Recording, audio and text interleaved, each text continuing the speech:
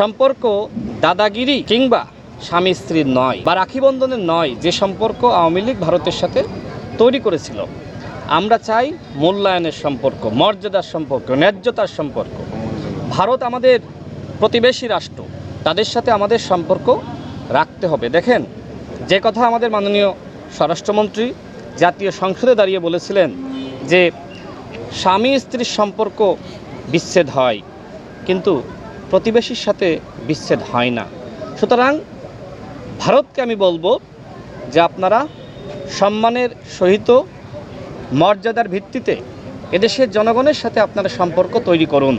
এই মুহূর্তে ভারতীয় যিনি হাই কমিশনার, তিনি একজন রাজনৈতিক ব্যক্তিত্ব। তার বক্তব্য, কথাবার্তাগুলো খুবই ইতিবাচক আমার কাছে মনে হয়েছে।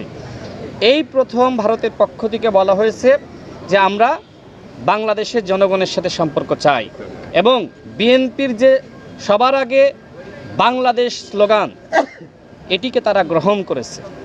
ঠিক আমরা তাদেরকে বলতে চাই, যদি প্রকৃতপক্ষে আপনারা এই স্লোগানকে আপনারা বোঝেন, এদেশের জনগণের চাওয়া পাওয়াকে আপনারা অনুধাবন করতে পারেন, তাহলে সীমান্তে কোনো হত্যার ঘটনা যাবে না।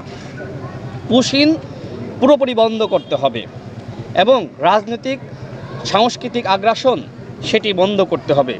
আপনাদের মাথায় রাখতে হবে, এই সরকার বিএনপির সরকার, এটি আওয়ামী লীগের সরকার নয়।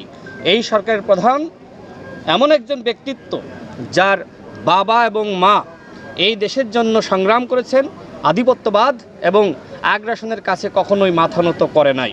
সুতরাং আপনারা অতীতে যেটি দেখেছেন, সেই ভারতের সাথে ভারত বলল আর ভারতের সমস্ত কথায় রাজি হয়ে যাবে, সেটি সম্ভবপর নয়।